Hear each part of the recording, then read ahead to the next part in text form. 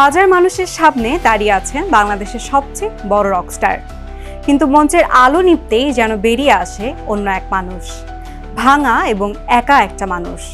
আর সেই গল্পের ভয়ঙ্কর ইঙ্গিত দিল শাকিব খানের রকস্টারের দ্বিতীয় টিজার।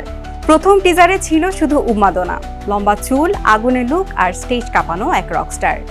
কিন্তু দ্বিতীয় টিজার বলছে এই মানুষের জীবনে শুধু গান নেই, আছে ভালোবাসা, একাকিত্ব আর সম্পর্কের ভয়ঙ্কর জটিলতা।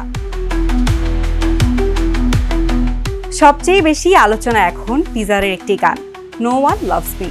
মাত্র কয়েক সেকেন্ডের এই লাইনেই যেন পুরো চরিত্রটার ভেতর ভাঙন ফুটে উঠেছে। অনেকেই বলছেন এটা শুধু একজন রকস্টারের গল্প না, এটা হয়তো একজন সুপারস্টারের নিঃসঙ্গতার গল্প। আর তারপরেই আসে প্রথম চমক। টিজারে দেখা গেছে তানজিয়া মিথিলাকে। এটাই তার প্রথম বাংলাদেশি সিনেমা। শাকিবের সঙ্গে তার দৃশ্যগুলোতে ছিল অদ্ভুত এক আবেগ আর রহস্য। দর্শকদের প্রশ্ন, মিথিলাই কি সেই মানুষ যাকে হারিয়ে ভেঙে পড়েছে রকস্টার? এরপর আসে সবচেয়ে ভাইরাল সেই মুহূর্ত। শাকিব খানের বাইকের পেছনে দেখা যায় সাবিলা নূরকে। মাত্র কয়েক সেকেন্ডের দৃশ্য। তাণ্ডবের পর আবারও শাকিব সাবিলা জুটি, আর এবার সাবিলাকে দেখা গেছে আরো গ্ল্যামারাস, আরো রহস্যময় ভাবে। শুধু তাই না, টিজারে দেখা গেছে সঙ্গীত শিল্পী সুনিধি নায়ককেও। মানে এক রকস্টারের জীবনে 3 নারী। কিন্তু প্রশ্ন হলো, এরা কি প্রেম, নাকি এদেরকেও একজন রকস্টারের পতনের কারণ? টিজারে বারবার উঠে এসেছে খ্যাতির চাপ, সম্পর্কের ভাঙন আর ভেতরের অন্ধকার।